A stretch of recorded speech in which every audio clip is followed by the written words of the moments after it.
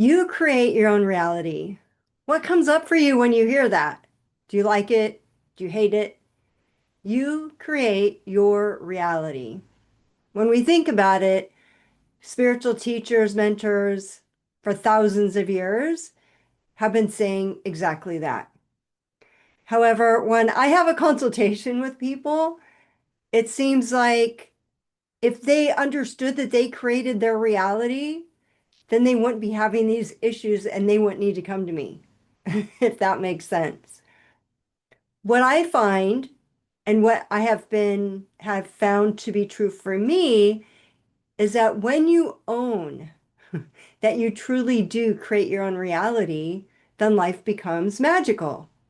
So I'm thinking, why doesn't everyone want to have this magic, this life full of manifesting whatever it is that you truly desire? Well, it's because it's easier said than done. I get it. In order to own that you create your own reality, you have to do a lot of work. You have to retrain yourselves in your thoughts. Because whatever we believe, whatever thoughts we have in our brain, they're ours. They're no one else. So whatever you are thinking about, whatever you believe about anything, it's yours. And the beautiful thing is you can change it. Yes, sometimes we have to realize that we've been programmed, we've been trained to think a certain way, but we can change it and we can choose to think differently. So, what will it take you to realize, to understand that you truly create and have created everything that is in your reality today? It might be something really great, it might be a shit show, I don't know. But whatever is in front of you right now, your life, your existence, is truly an act of your creation. I know sometimes that might not be easy to see or even understand or start to think that way, but let me try to give you a few simple tips that I give people all the time when I'm on my free calls.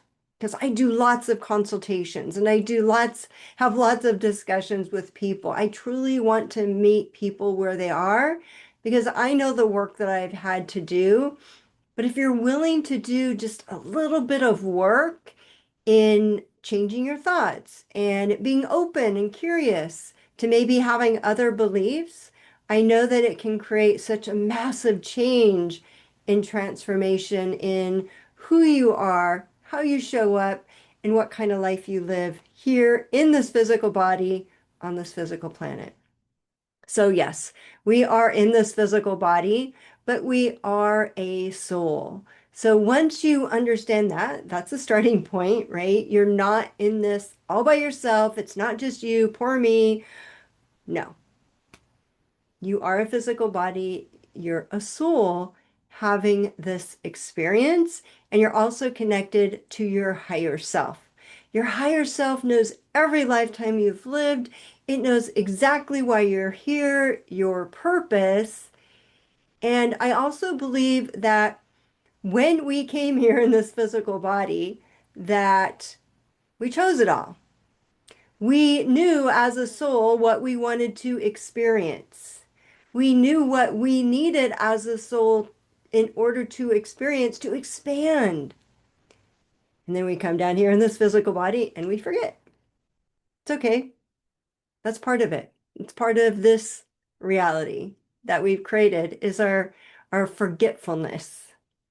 But now we can choose to remember. We can choose to remember who we truly are. So again, I believe that we choose our pathway of what our soul is living right now. You might not understand it all. I get it. That's that's part of the reason why I love the work that I do is because sometimes we've been living this soul contract and now in this physical body, we can make a conscious choice because we do have free will. Even though certain things might have been planned out, we have free will and we can change them. And that's why I love what I do because I can help people release soul contracts that are no longer serving them. But that's for a different video. So I want to give you some tips. Again, things that I tell people all the time in consultations to get them started before they even, or whether they work with me or not, because I want everyone to be able to live this amazing life. In fact, that's my tagline, right? I want to inspire you to live a life that you love. So what do you love? That's one of the things. How do you dream? Do you think about what it is that you truly love to do? And are you focused on those things? So that would be something definitely to journal on. Um, One thing that people tell me all the time, just in conversation, is that they're experiencing fear, anxiety. Again, that goes back to your thoughts. As a hypnotherapist, I'm thinking, do you want to be fearful? Do you want to be anxious? Because we get to choose. We can choose how we feel based on the thoughts that we're thinking. So we can be thinking thoughts of, I'm a victim, I'm afraid, I'm scared. What if such and such happens? Oh my gosh, poor me. Or we can think more empowering thoughts. We get to choose how we think and how we feel, ultimately the actions we take, which lead to the outcomes and the results that we have in our life. So all of that is within this, and we get to choose it all. So again, we have to be aware of what our thoughts are in order to be able to change them. So perhaps you might want to start journaling. Just journaling how you're feeling. Am I feeling mostly negative or positive? And I get to change. Yes, you can even change your personality. You don't have to be someone who is primarily negative. You can choose to be positive. It's your choice. So journaling is definitely a great way to get some perspective, some awareness of how you're showing up. Some people will tell me about other people in their lives. I don't like so and so, or so and so's in my life, and they're not nice to me. They're always in my head. Do you have those people that kind of occupy your head because you're annoyed with them, or they've done something and you perceive it, they did it to me, right? That's your perception. When there's someone in your head that you constantly are thinking about because you don't like them, do the opposite and it'll solve it. It's like a blank slate. It's beautiful. Instead of thinking about this person that you don't like or that you think has wronged you, send them love from your heart. That's right. Send them love. If you can't send them love just by sending them love, think of a baby, think of a puppy, think of something really cute.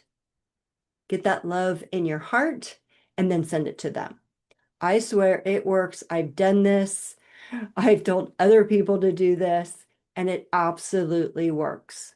So, someone's annoying you, you don't like someone, send them love. It's beautiful.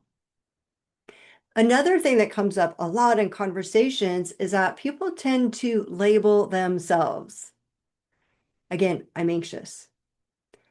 I'm fearful. That's really a label that you're putting on yourself. Are you really fearful? Like, why? This is your reality that you're creating. What is there to be afraid of? Because whatever you're paying attention to and thinking about is what you're going to get. So, why are you thinking fearful thoughts? It's a lot, right? So, people often label themselves um, just with often negative types of things. And one thing that I hear a lot, especially in talking to women in the spiritual world, is I'll get like, I've had so much trauma, I've experienced so much this and that. Well, you can release the trauma. And I've done videos on this before. You can release the trauma in a second, or you can release it over a lifetime. It's your choice. It's whatever feeds your soul. Like, what do you need to do? Do you need to do it over time? That's cool. I like to do it quick. And that's what I do in my sessions as well. Another thing that people label themselves, again, especially women in the spiritual world, is that they will tend to them label themselves as an empath.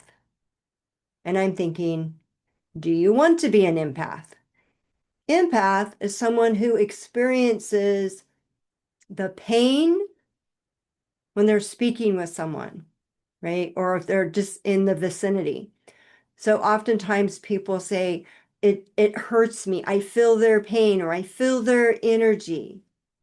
Well, again, you don't have to. Now, I'm an energy worker.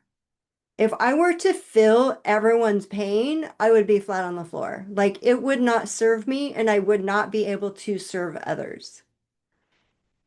Sometimes I will ask my higher self to show me what someone is feeling, but usually for less than 60 seconds so that I can feel it and then come back into my body. So I'm intentional about it in order to be compassionate because I do not want to be empathetic. I do not want to feel your pain because it's not going to make you feel any better, right? Instead, I choose to be compassionate. From my heart, sending love, I am compassionate to whatever it is that you're going through. And I will love you, and I accept you, and I will do what I can to help you. But it doesn't do me any good to be empathetic. So if you're someone that says that, you can protect your own energy. You can be aware of your energy, be aware of other people's energy, and you don't have to let them come together. Again, it's a choice. How do we do that? How do we get stronger? We can get stronger by connecting to our higher self more often with breath work, through meditation, through sound, whatever it is that works for you. Perhaps it's a walk in nature, but do it. Maybe it's a ritual that you do.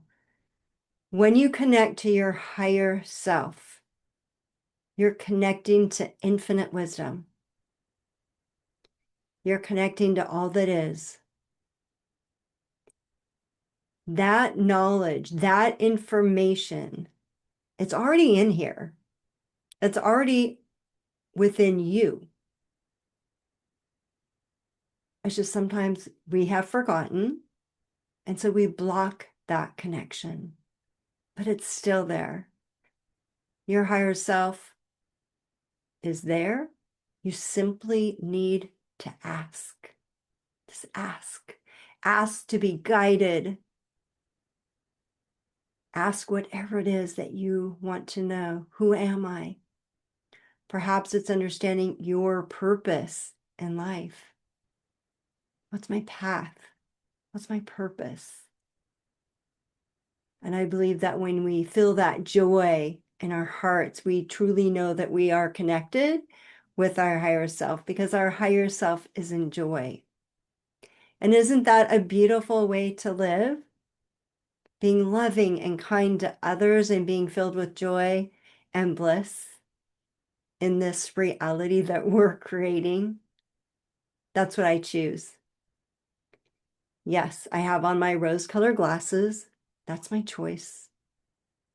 And everyone gets to make that choice for themselves. But I believe that it's when we truly acknowledge that we create, you create, I create this reality, then life truly becomes magical. So again, how? It's by realizing that, yes, we have our five senses, and I can go outside and I can see that tree. It's real. I can touch it. I can feel it. I see the wind blowing through the leaves. But it's when I truly connect to my higher self, when I close my eyes, when I connect to who I truly am as a spiritual being, I'm using another sense. I'm using a sense of knowing and connecting.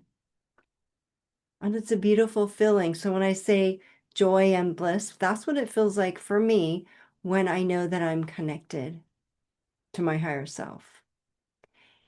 And then listen, listen. That is the most beautiful skill we can have, is to listen to who we truly are so that we can live a life that we love. And that's what I wish for you. So if you would like to have a free consultation with me, I'll put the link below. That's what I'm here to do. How can I help you?